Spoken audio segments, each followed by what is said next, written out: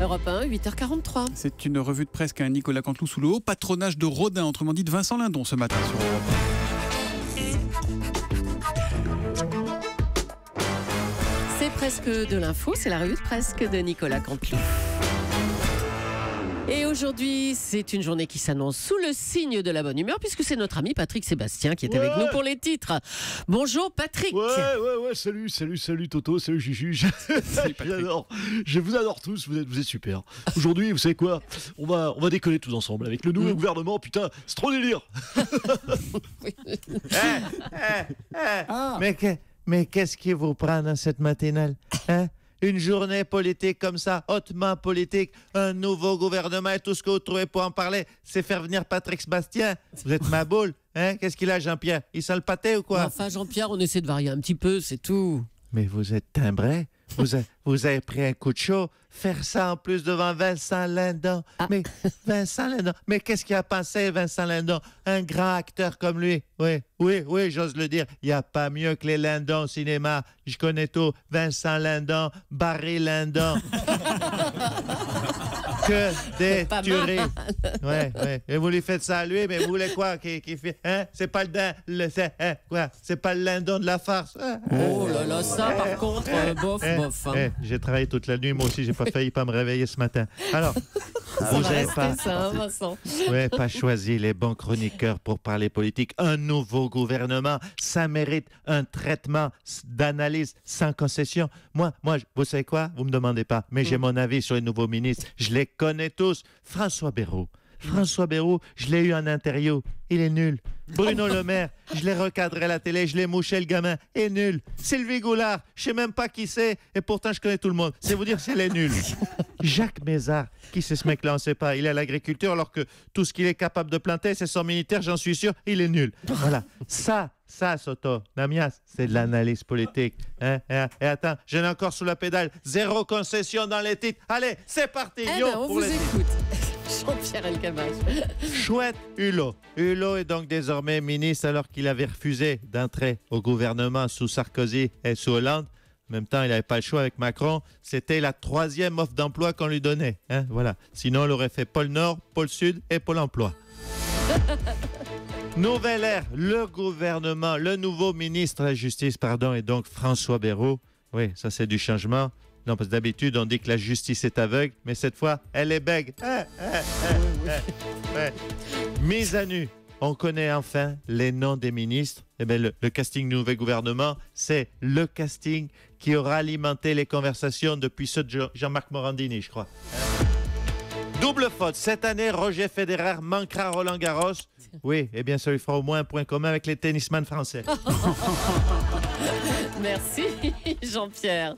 On va maintenant parler avec un des plus fidèles soutiens d'Emmanuel Macron. Il est maire de Lyon, nouveau ministre de l'Intérieur. C'est Gérard Collomb. Bonjour Monsieur Collomb. Oui, je n'hésite pas à vous dire bonjour à vous Madame Julie, bonjour à Monsieur Lindon, bonjour aussi à Monsieur Soto, Monsieur Namias.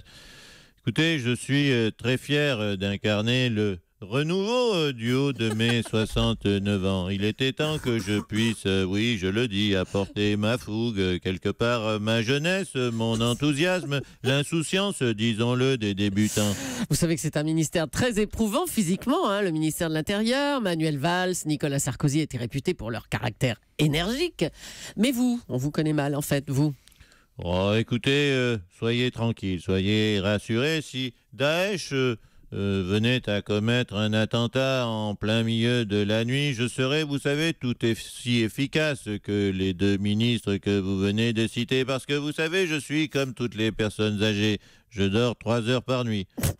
Donc je serai sur le pont très rapidement. C'est ça.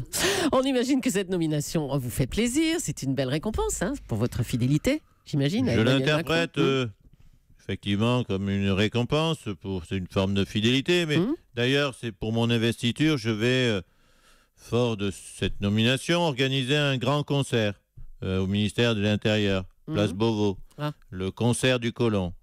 Voilà, comme ça elle est faite, vous pouvez me foutre la paix pour 5 ans. Bon, on vous remercie Gérard Collomb. C'est la fin de la traversée du désert pour François Bayrou qui devient ministre de la Justice. Bonjour Monsieur Bayrou. Oui, on sait, Madame Julie. Madame Julie, on sait. Madame Julie, Monsieur Soto. Oui. Vincent Lindon, oui. Non. 25 jours après le premier tour, c'est à nouveau une étape capitale pour la France. Ma nomination me fait évidemment très plaisir. Soyons clairs, je peux vous dire qu'il y a des taches sur mon fut. Il y a des taches sur mon fut. Il y a des taches sur mon futur bureau qui ne souffrent aucune attente. Ce n'est donc pas venu le moment des célébrations. Soyons sérieux. En attendant, je l'admets, j'ai envoyé la sauce. J'ai envoyé l'association du Modem et d'En Marche au sommet du pouvoir. Donc évidemment, je suis très content de retrouver le barreau. Votre petite querelle avec Emmanuel Macron est donc terminée. Vous avez même réussi à placer des proches au gouvernement. Bien sûr. J'ai dû faire preuve tout de même, disons-le, de fermeté. Je voulais absolument voir qu'il respecte mes amis du Modem. Je lui ai même sorti un vigoureux braquemar. Un braquemar. Oui, je lui ai sorti un vigoureux braquemariel de Sarnez et je te laisse tomber. Ça a fait son petit effet. On imagine. Ça vient de très loin, c'est une spéciale Vincent Lindon. Merci, Monsieur Bayrou. Une des surprises de ce gouvernement, c'est Jean-Yves Le Drian. Tout le monde pensait qu'il resterait car il avait une bonne réputation de ministre de la Défense. Bon, il reste, mais pas à la Défense.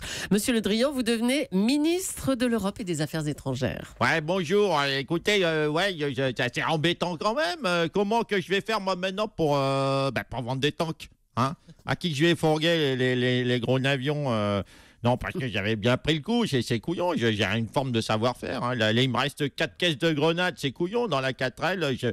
À qui je vais les fourguer Tiens, monsieur Soto, vous n'avez pas une envie de faire sauter un truc, je sais pas moi, bureau de DRH, non, écoutez, voilà, c'est disponible en tout cas. Tiens, monsieur Lindon, un FAMAS peut-être, vous qui êtes une star, j'ai des t-shirts Fuck Me I Am FAMAS. Oh là, bon écoutez, je pense que ça ira. Ministre de l'Europe et des Affaires étrangères, c'est quand même un poste relié à la défense, hein. Ça se joue à l'international. Enfin, je veux bien, mais enfin, c'est pas pareil, hein. Par contre, Quai d'Orsay... c'est joli, là, je suis à mon bureau, là, c'est... qu'est-ce que tu fais là? Tiens, Jean-Yves, mais qu'est-ce que tu fais, toi, dans mon bureau? C'est mon bureau, Jean-Marc. T'as été remplacé hier. Comment ça, remplacé hier? Manuel ne m'a rien dit. Écoute, je vais l'appeler de ce pas. Passe-moi à Matignon. Ah, mais Manuel, il n'est plus à Matignon. Il a été remplacé par Gazneuf via Lurette, qui a d'ailleurs été remplacé par Édouard Philippe. Non mais attendez, mais Jean-Yves, mais pourquoi je suis toujours le dernier averti de tout ce qui se passe? Je vais de ce pas en parler au président. Je te jure qu'il va m'entendre, François. Non, mais attends, Jean-Marc, t'as hiberné ou quoi? Non, bon, montre-moi les dossiers chauds parce que je suppose que j'ai du boulot. Hein. Mais là, écoutez, aussi chaud. Tu vois, il y a le dossier sur la Yougoslavie. Là, tu as mon dossier sur le Zaïre, et puis mon dossier sur la Tchécoslovaquie.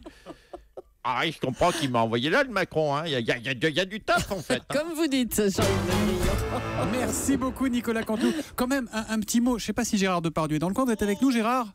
Bonjour. Oui, oh ma couille. Oh, il y a ma couille Vincent et ma couille Thomas. Elles sont là toutes les deux. Oh, tu sais qu'il a démarré au Cinoche. Tu sais comment il a démarré au Cinoche, mon Vincent? C'était mon habilleur. Hein, tu te rappelles, Vincent? J'avais qu'un seul habilleur à l'époque. Maintenant, il m'en faut 4. C'est bon ça. Vous l'avez trouvé comment, Vincent Lindon, ce matin alors? Oh, il a été magnifique, hein, comme à chaque fois. Il m'a comparé, je t'ai entendu, mon Vincent, me comparer à Cassius Clay, à John McEnroe. Mais ça fait longtemps qu'on n'avait pas plus comparé à des sportifs. J'ai entendu, Vincent, que t'avais roulé comme un dingue en scooter pour être à l'heure. Hein. Ça tombe bien, c'est ma spécialité, scooter. Ce qu'on va faire, tu sais quoi? Tu passes ta journée sur Europe 1, tranquille. Et moi, je t'attends au bar rue Montaigne. Et ce soir, c'est moi qui te ramène. Je veux pas qu'il t'arrive malheur. Je peux même te déposer à Cannes. Allez, on fait une aventure, une virée. Je te dépose à Cannes. Merci beaucoup, Nicolas Canteloup.